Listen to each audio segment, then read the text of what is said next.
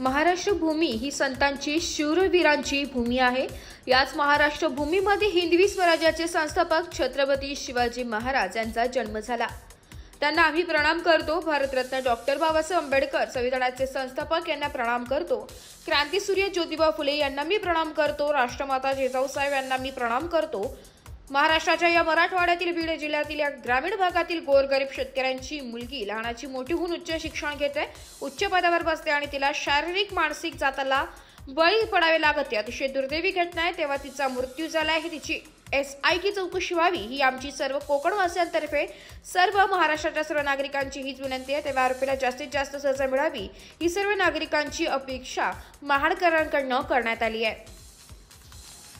Marathi news साठी कोकण विभाग संपादकीय निलेश लोखंडे, महाड।